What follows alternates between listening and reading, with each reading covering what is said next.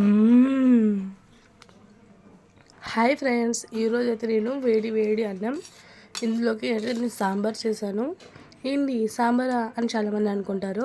అవునండి, ఏంది దీంతో స్పెషల్ అంటే టేస్ట్ అండి, చాలా బాగుంటుంది. సేమ్ రెస్టారెంట్ స్టైల్లో ఉంటుంది.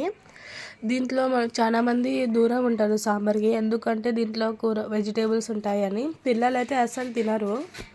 సో వీళ్ళ కోసమే నేను ఈ వీడియో పెట్టాను. ఇలా ఒక్కసారి ట్రై చేయండి, పిల్లలు లొట్టలు వేసుకుంటూ తినేస్తారు. ఇంకా అంత టేస్టీగా ఉంటుంది. చాలా అంటే చాలా బాగుంటుంది. 15-20 మినిట్స్లో మనం ఇది చేసేయచ్చు. అంత సింపుల్ అండి. ఒక్కసారి ఈ వీడియో సేవ్ చేసి పెట్టుకోండి చూడడానికి. అండ్ నా ఛానల్ సబ్స్క్రైబ్ చేసుకుంటూ ఇలాంటి మరిన్ని వీడియోస్ మీకు అందుబాటులో దొరుకుతూ ఉంటాయి. అండ్ మీకు ఎలా కుదిరినా కూడా నాకు ఈ ఛానల్లో అయితే చెప్పాలి కామెంట్లో. ఇప్పుడు దీని ప్రాసెస్ చూడండి. కుక్కర్ తీసుకొని మనం పప్పు, అదే కందిపప్పు అంటారు కదా, సో అది వేసుకోవాలి.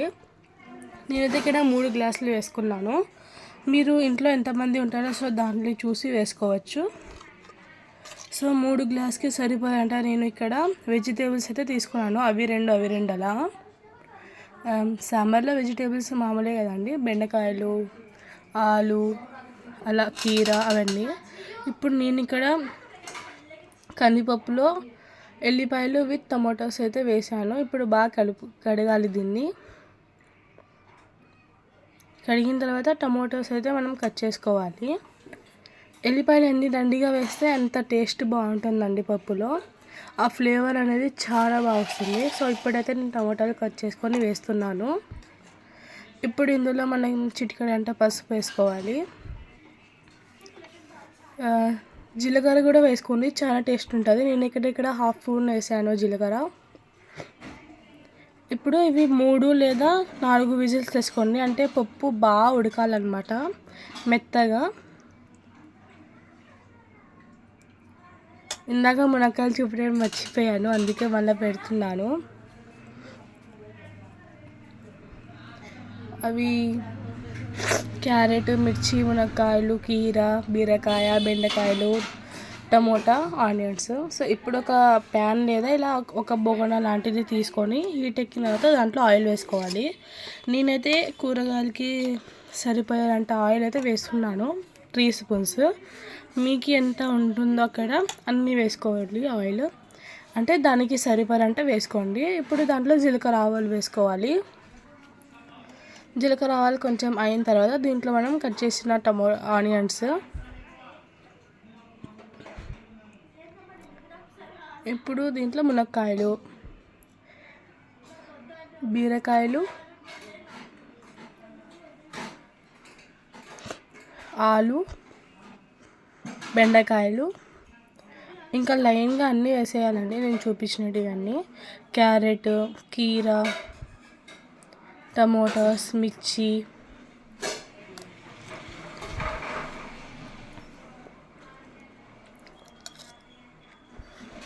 టమోటాలు లాస్ట్కి వేసుకోండి.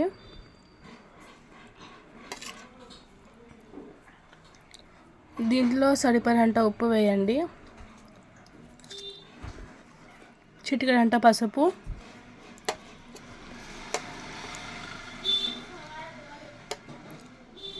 ఇప్పుడు పసుపు అండ్ ఉప్పు అన్ని కూరగాయలకి బాగా తగిలినట్టుగా కలుపుకోండి. లో ఫ్లేమ్లో పెట్టుకోండి, హై ఫ్లేమ్లో పెట్టొద్దు, కింద మాడిపోతుంది, ఆనియన్స్ అవి మాడిపోతాయి. ఉప్పు పసుపు ఎందుకు వేయాలి అంటే తొందరగా ఉడుకుతాయి అన్నమాట, ఇదొక చిట్కా లాంటిది. ఇప్పుడు మనం ఇక్కడ పక్క విజిల్ అయితే పెట్టాం కదండి పప్పు, అవి నాకైతే 4 విజిల్స్ వచ్చాయి.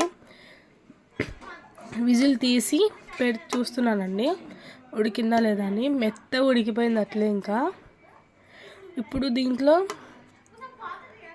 ఉప్పు వేసుకోవాలి. ఉప్పు ఎలా అంటే మనం కూరగాయల్లో ఆల్రెడీ వేసాం కదా, సో అది దృష్టిలో పెట్టుకొని దీంట్లో వేసుకోవాలి. మళ్ళీ ఉప్పు కాసం కాకుండా చూసుకోవాలి. కాబట్టి ఇక్కడైతే కొంచెం అవుతుంది కాబట్టి కొంచెం హై ఫ్లేమ్లో పెట్టి 2 గ్లాసుల వాటర్ అయితే వేసాను వెజిటేబుల్స్లో. కొంచెం కలిపి కారం,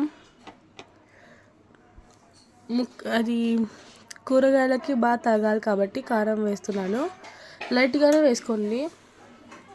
పిల్లలు తినే పాట అయితే లైట్గానే వేసుకోండి, మనం తినే పాట అయితే కొంచెం ఎక్కువ వేసుకున్నా పర్లేదు. ఇప్పుడు బాగా కలిపేసి మూత పెట్టేసుకోవడమే. ఇప్పుడు పప్పులో ఉప్పేసి మనం అది తీసుకొని గోల్ చేసేయడమే. నాకు దాని పేరు తెలీదు. పప్పు గుత్తితో అలా చేసేయడమే. చూడండి ఎంత మెత్తగా ఉడికిపోయిందో. చింతపండు నానబెట్టుకున్నాం కదా, ఆ చింతపండు అనేది దాంట్లో వేస్తున్నాను. చింతపండు ఎక్కువ వేసుకోవాలంటే సరిపడంత వేసుకోండి, ఎక్కువ వేయద్దండి, బాగుండదు. నీళ్ళు వేసుకుంటూ చేసేసుకోవాలి పప్పు గుత్తితో. ఇది చేసేంత వరకు నాకు ఇక్కడైతే అయ్యాయి అనమాట. బాగా ఇదిగోండి చూడండి, వాటర్స్ ఎంత బబుల్స్ అవుతున్నాయో కూరగాయల్లో. కొంచెం కలపండి ఇప్పుడు, ఎందుకంటే కింద అడున పట్టుకొని ఉంటుంది కాబట్టి, అలా ఉండకూడదు కాబట్టి. ఇక్కడ పక్కైతే నేను అన్నం పెట్టానండి, అన్నం కూడా ఉడుకుతుంది నాకు. ఇప్పుడు నేను కూరగాయల్లో ఏవి గట్టిగా ఉంటాయో అవి చూస్తున్నాను, ఉడికినాయా లేవా అని. ఉడికాయండి. ఇప్పుడు పప్పు కూడా నాకు ఇక్కడ అయిపోయిందండి. సో కుక్కర్ పెట్టి కుక్కర్లో అయితే వేసేసాను, కూరగాయలు అండ్ కుక్కర్లో వేసేసాను. ఇప్పుడు బాగా కలపండి. ఇందులో నేను కొంచెం వాటర్ అయితే వేసాను, అంటే గట్టిగా ఉండకూడదు మనకి సాంబారు. మరి అంత గట్టిగా వద్దు, మరి అంత నీళ్ళగా ఉండకూడదు. కరెక్ట్ కంటెస్ట్లో ఉంటేనే అది మనకి సాంబార్ టేస్ట్ అనేది ఉంటుంది. కాసేపు మూత పెట్టండి, ఫుల్ పెట్టద్దండి, ఇలా గ్యాప్ ఇచ్చి పెట్టండి. ఎందుకంటే మనకి పొంగిపోకూడదు, పొంగిపోతే టేస్ట్ పోతుంది. అన్నం కూడా రెడీ అయిపోయింది.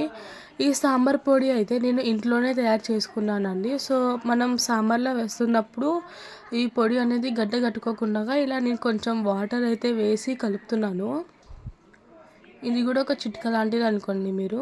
చూడండి, నాకు పొంగు అయితే వచ్చేసింది ఇక్కడ. ఇలా మేము పెట్టడం వల్ల అయితే ఆ పొంగు కారిపోకుండా కింద ఉంటుంది. సో అది బాగా అవుతున్నప్పుడు మనం ఈ మసాలా వాటర్ కలిపి వేసుకున్నాం కదా, అది వేసేయాలి దాంట్లో. చూడండి ఎంత పొడి వేస్తున్నా అసలు ఎక్కడ గడువు కట్టుకున్నాగా బాగా కలిసిపోయింది సాంబార్లో పొడి. మీరు అలానే పొడి వేస్తే అది గడ్డ కట్టుకుపోతుంది, మళ్ళీ మీరు కలుపుకుంటూ ఉండాలి, అదొక పని. అది తప్పిపోతుంది ఇలా వాటర్ వేసి కొంచెం కలిపితే. ఇప్పుడు కొంచెం సాంబార్ పొడి వేసిన తర్వాత ఒక 5 minutes అలా అయితే మనకి సాంబార్ అనేది అవుతుంది. నాకైతే ఇక్కడ అన్నం కూడా అయిపోయింది. ఇదిగోండి ఇలా వస్తుంది చూడండి సాంబార్ స్మెల్. అబ్బా, పక్కింట్లో వాళ్ళ ఊరి మొత్తం వెళ్ళినట్టు ఉంటుంది. ఇప్పుడు మనం స్టవ్ ఆఫ్ చేసి తర్వాత అయితే పెట్టుకుందాం. కడాయి పెట్టుకొని ఆయిల్ వేసుకోండి. స్టవ్ అయితే ఆఫ్ చేసేసాను.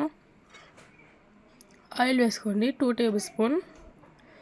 అండ్ ఇందులో జీలకర్ర ఆవాలు, అవి రెడ్ ఎండిపోయిన మిరపకాయలు ఉంటాయి కదండి, రెడ్ కలర్వి, అవి కూడా వేసాను కట్ చేసి. అండ్ కరివేపాకు, ఇంగువ అండి, ఇంగువ లేకుండా ఆ టేస్టే వేరు. వేసుకొని వాళ్ళు స్కిప్ చేసేసుకోవచ్చు ఇంగువ. ఇప్పుడు నేను తర్వాత అయితే వేసేసాను. చూడండి మన వేడి సాంబార్ అయితే రెడీ అయిపోయింది. అబ్బా, చూస్తుంటేనే నోరు ఉడుతుంది కదా. ఇలా ఒక్కసారి ట్రై చేయండి, ఎంత 15 నిమిషాల్లోనే ఎంత బాగా తయారైపోయింది చూడండి. నచ్చితే లైక్ చేయండి, షేర్ చేయండి, సబ్స్క్రైబ్ చేసుకోండి. కామెంట్లో మీకు ఎలా కుదిరిందో చెప్పండి. బాయ్.